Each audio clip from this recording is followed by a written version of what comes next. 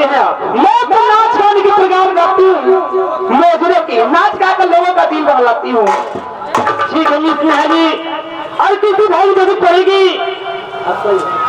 तो आपको पत्र भेजूंगा। अच्छा नमस्ते जी। नमस्ते। और कैसी मैडम जी?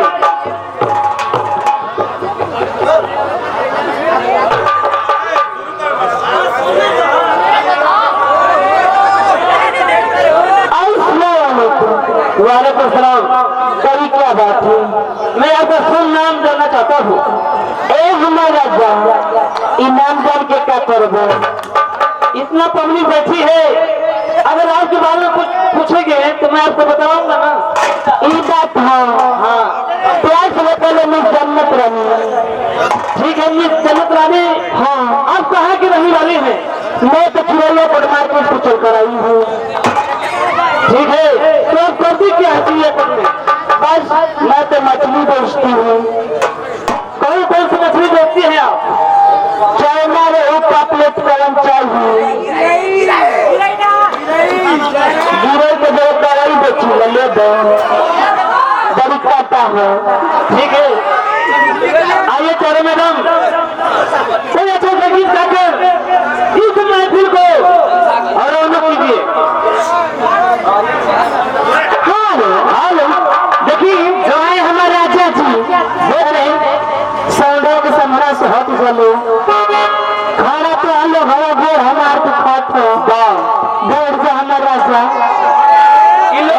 हाँ, लगता भी तो मान बनी है बाबा काहे पर संबरो ला तोहरा से बताओ कनी हम बतलावा।